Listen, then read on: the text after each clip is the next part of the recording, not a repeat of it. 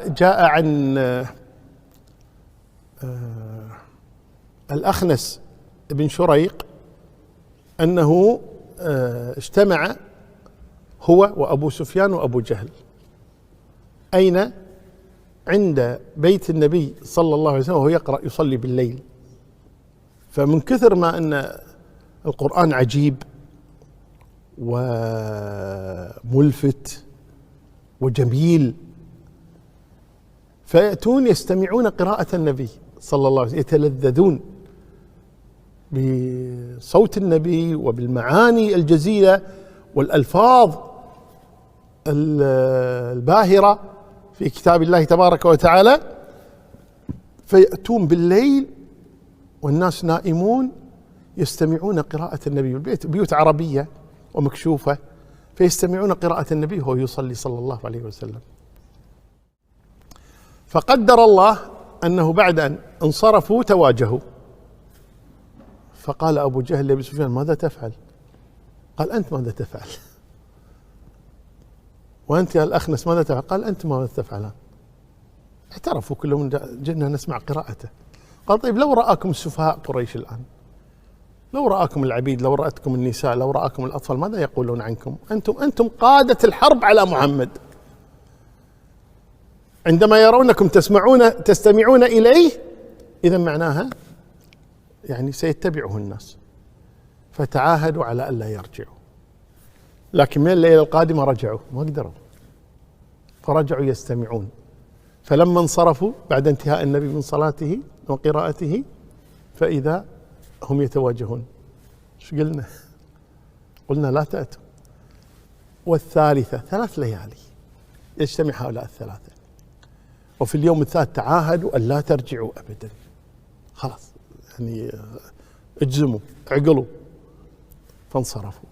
الأخنس بن شريق يعني يعني ظلت في قلبه، فذهب إلى أبي سفيان من الغد فقال له: يا أبا سفيان، ما رأيك فيما سمعت يعني من قراءة محمد صلى الله عليه وسلم؟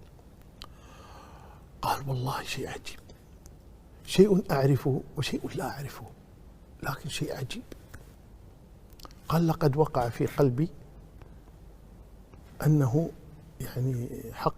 قال: وكذلك أنا وقع في قلبي، لكن لم يستطيع أن يتخذ القرار.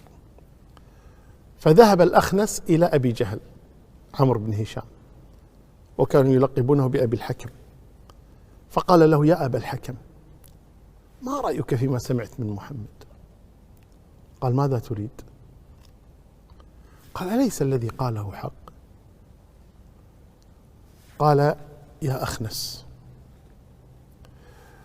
تنازعنا نحن وبنو عبد مناف الشرف، لأن قريش قبيلة وفيها أفخاذ، ومن أكبر أفخاذ قريش عبد مناف اللي تجمع بني هاشم وبني أمية وبني مخزوم اللي هم قوم كما يقال أبي جهل وخالد بن الوليد وكذا، هذا أقوى فخذين في قريش. هناك أفخاذ أخرى: عدي، أسد، عبد المدان، تيم، سهم، يعني أفخاذ كثيرة في قريش، لكن هذول أكبر فخذين، وذاك هم اللي كانوا يحكمون قريشا.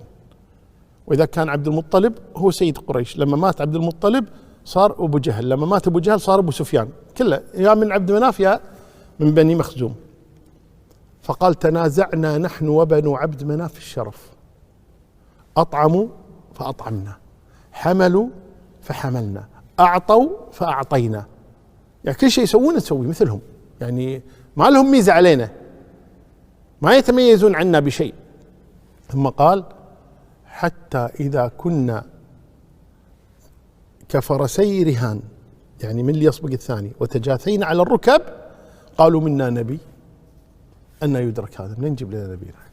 لا والله لا نصدقه أبدا. ثم قدر الله سبحانه وتعالى أن الأخنس بن شريق أسلم، وأبو سفيان أسلم، وأبو جهل ظل فرعون هذه الأمة ومات على كفره عليه لعنة الله. فالقصد أن هؤلاء إذن عندما يستمعون قراءة النبي صلى الله عليه وسلم يعلمون أنه صادق، لكنهم يكابرون في هذا ويقولون أساطير الأولين فقط لمنع الناس من متابعته.